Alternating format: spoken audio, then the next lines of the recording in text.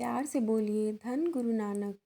गुरु तेग बहादुर जी सासाराम गए बिहार में। वहाँ पर उनका एक बहुत ही प्यारा शिष्य हुआ है, भाई फागू। वैसे वहाँ पर सब उन्हें चाचा फग्गू के नाम से जानते थे। वह भक्ति बहुत ज़्यादा करता था, सेवा भी बहुत करता था। उसका मन बहुत ज़्यादा निर्मल था। वह बहुत सेवा किया करते थे, घर घर में जाकर सेवा इकट्ठा करते थे। मतलब जो लोग अपनी कमाई का 10वां हिस्सा सेवा के लिए निकालते थे, वह पैसा इकट्ठा करते थे। जब सारी सेवा सारे पैसे इकट्ठे हो जाते थे तो वह गुरुद्वारे के लिए दे दिया करते थे। वह बहुत ही भावना वाला सिख था।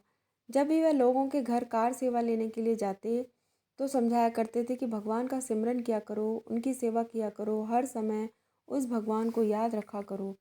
चाचा फागू ने सेवा करते करते साथ में अपना घर भी बनाना शुरू कर दिया और मिस्त्री को बोला कि मेरे घर का दरवाज़ा इतना बड़ा रखना जिसमें कि कोई अगर घोड़े पर बैठकर आए तो सीधा ही घोड़ा अंदर आ जाए।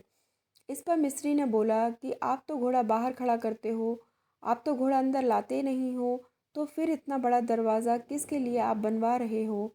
चाचा फागू ने कहा कि मेरा गुरु गुरु तेग बहादुर आएगा घोड़े पर बैठकर। तो सब लोगों ने कहा कि वह तो पंजाब में रहते हैं और तुम बिहार में रहते हो, इतनी दूर कहाँ से गुरु आ जाएंगे। लेकिन वह बड़ी ही भावना वाला शिष्य था। वह अपने गुरु से बहुत प्यार करता था। अपने सद्गुरु के ऊपर उसे पूरा विश्वास था कि मेरे सद्गुरु ज़रूर आएंगे। जब पूरा घर बन गया, बड़ा सा दरवाज़ा बना, अंदर कमरे बने और कमरे के अंदर उसने बेड भी लगवा दिए, लेकिन वह उस घर में रहने नहीं लगा। कहता है इस घर में मैं तब रहने आऊँगा जब मेरा गुरु आएगा। वह रोज़ उस घर में जाता, बेड के पास बैठकर सुमरन किया करता, सद्गुरु को याद किया करता और बाहर जो बड़े वाला दरवाज़ा उसने बनवाया था वह कभी भी बंद नहीं किया, वह खुला ही छोड़ता था। कहता था पता नहीं कब मेरे सद्गुरु आ जाएं।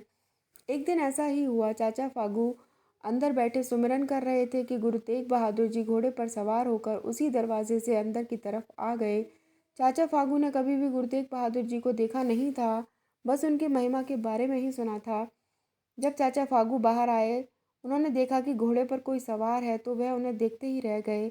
इतने में गुरु तेग बहादुर जी बोले कि हम हज़ारों किलोमीटर दूर चलकर तेरे से मिलने आए हैं और तू दूर खड़ा है। यह सुनते ही चाचा फागू समझ गए कि यह तो गुरु तेग बहादुर जी ही हैं।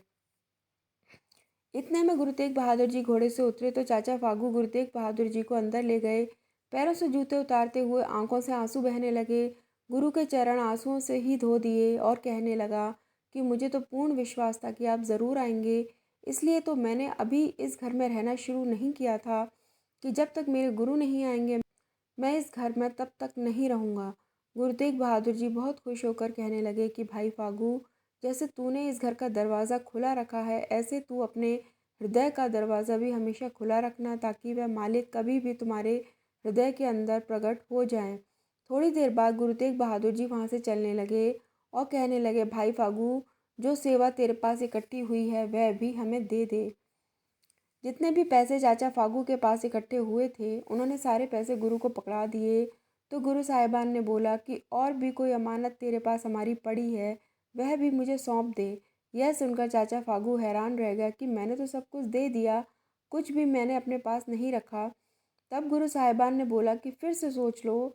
जब दोबारा सोचा तो चरणों पर गिर गया। कहता है हाँ, आपकी एक और चीज़ मेरे पास है। सब हैरान थे कि चाचा फागू के पास तो कुछ भी नहीं है, तो कौन सी चीज़ रह गई। फिर चाचा फग्गू ने बोला कि जो आंगन में बेरी का पेड़ लगा है यह भी आप ही का है। सब हैरान होने लगे कि बेरी का पेड़ कैसे सेवा में आ गया। तो गुरु साहिबान ने बोला कि सबको बताओ कैसे यह पेड़ हमारा है। चाचा फागू ने बताया कि जब मैं कार सेवा के लिए घर घर सेवा मांगने जाता था तो जिसके पास जो होता था वह दे देता था। इसी तरह मैं एक घर में कार सेवा लेने के लिए गया तो वहाँ पर एक औरत ने मुझे बोला कि मेरा मर्द घर पर नहीं है, तुम बाद में आना जब घर पर सरदार जी हों। तो मैंने बोला कि मुझे खाली हाथ मत लौटा, जो कुछ भी तेरे पास है वह मुझे दे दे। वह औरत दरवाजे पर झाड़ू लगा रही थी तो उसने झाड़ू में जो कूड़ा इकट्ठा किया हुआ था उसने बोला अपनी झोली आगे करो। मैंने झोली आगे करी तो उसने वह कूड़ा मेरी झोली में डाल दिया। यह बेर की गुठली उसी कूड़े में थी जिसे मैंने सदगुरु की अमानत समझकर इसी ज़मीन में गाड़ दिया। इस घर में जितने भी बेर लगे हुए हैं यह सब सदगुरु के हैं। आज से यह बेरी भी सदगुरु आपकी ही है। सदगुरु के दरबार में हर एक भेंट को स्वीकार किया जाता है, चाहे वह कोई भी भेंट क्यों ना हो। देने वाले के ऊपर होता है कि वह क्या दे रहा है। अगर आपको ये कहानी पसंद आई तो प्लीज़ हमारे चैनल को लाइक और सब्सक्राइब करिए। Thanks for watching.